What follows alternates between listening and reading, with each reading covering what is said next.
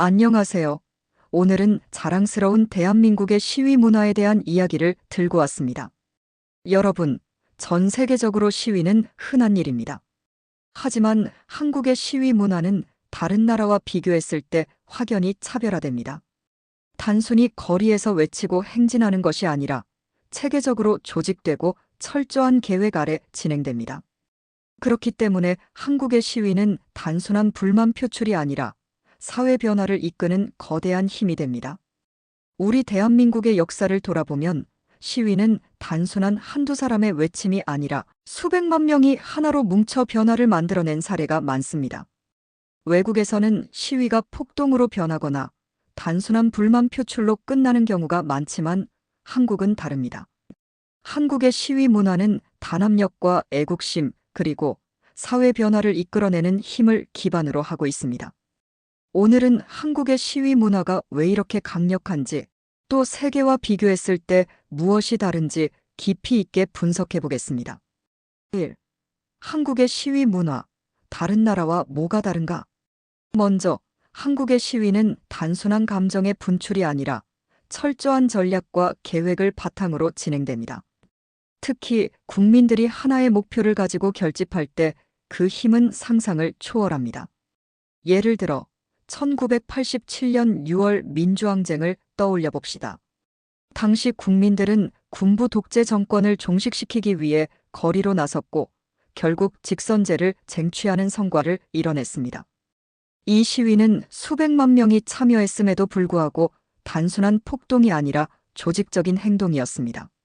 학생들과 노동자들 그리고 일반 시민들이 각자의 역할을 나누고 경찰과 대치하면서도 전략적으로 움직였습니다.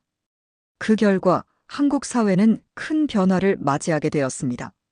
또 하나의 대표적인 사례가 2016년, 2017년 촛불 집회입니다. 무려 2,300만 명이 참여한 이 대규모 시위는 전 세계 언론에서도 주목했습니다.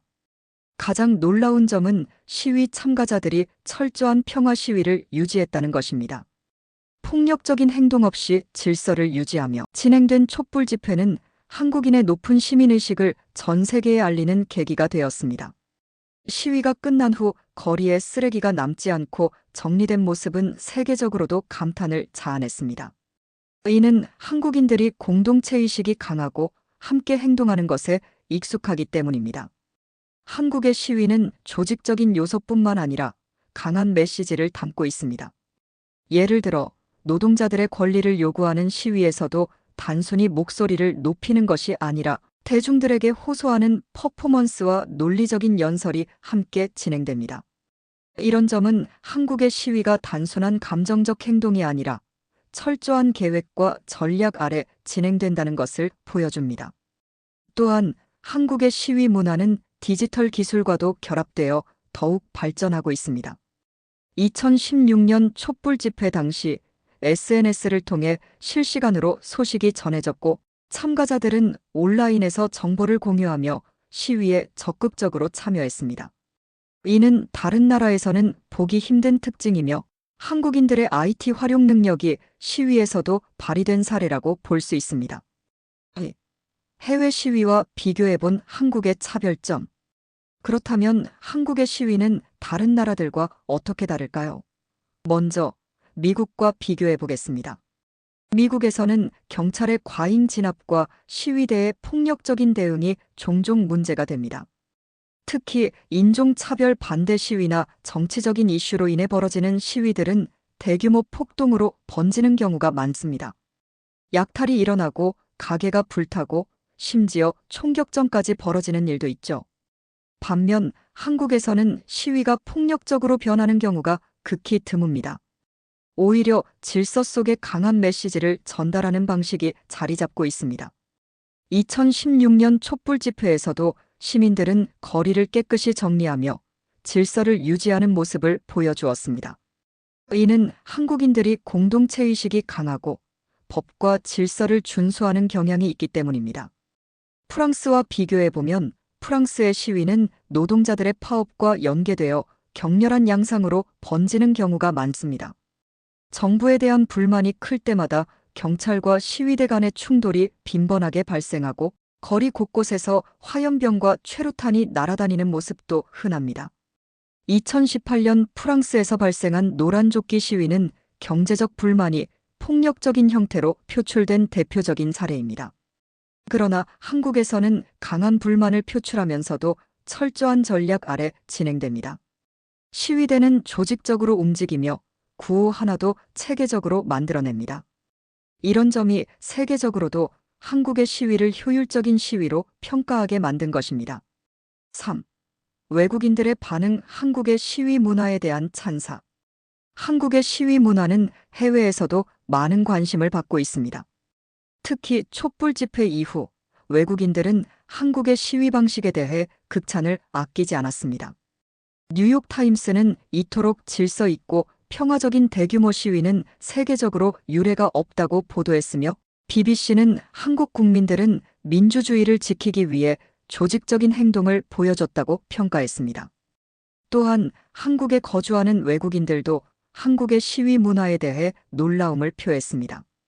한 프랑스인은 내가 본 한국의 시위는 완벽한 질서 속에서 진행되었으며 이는 프랑스와는 완전히 다르다고 말했습니다. 미국인 관광객들도 폭력 없이도 시위가 성공적으로 진행될 수 있다는 점이 한국의 대단한 점이라고 감탄했습니다. 이처럼 한국의 시위 문화는 단순한 불만 표출이 아닌 변화와 혁신을 이끄는 도구로 자리 잡았으며 세계적으로도 긍정적인 평가를 받고 있습니다. 4. 한국인의 시위 DNA. 단결력과 애국심. 그렇다면 왜 한국인들은 이렇게 강한 시위 문화를 가지고 있을까요? 바로 역사 속에서 길러진 단결력과 애국심 때문입니다. 임진왜란 당시 국가가 위기에 처했을 때 전국 각지에서 의병이 자발적으로 일어나 일본군과 싸웠습니다. 이처럼 한국인들은 위기 상황에서 단합하여 강한 힘을 발휘하는 특징이 있습니다. 3.1 운동 때도 마찬가지였습니다. 일본의 식민 통치에 맞서 온 국민이 한마음 한뜻으로 거리로 나왔습니다.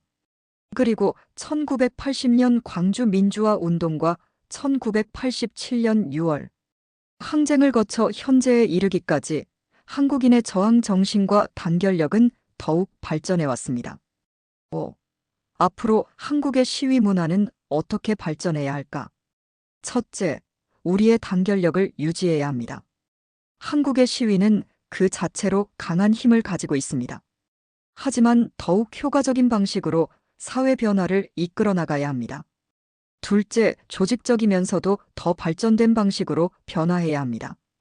단순히 거리에 나오는 것이 아니라 법적 제도적 변화를 요구하는 실질적인 방법과 함께 진행될 필요가 있습니다.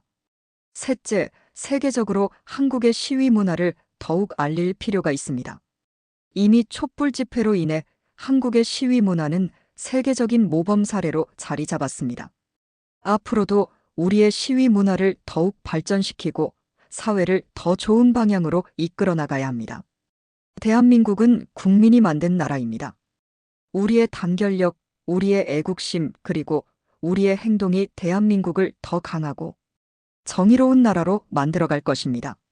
전 세계가 주목하는 한국의 시위 문화, 이것이 바로 우리의 힘입니다. 이처럼 한국의 시위 문화는 단순한 불만 표출이 아니라 사회 변화를 이끄는 강력한 힘을 가지고 있습니다. 앞으로도 이 문화가 긍정적으로 발전해 나가길 기대합니다. 여러분, 오늘 내용이 유익하셨다면 구독과 좋아요, 그리고 알림 설정까지 부탁드립니다.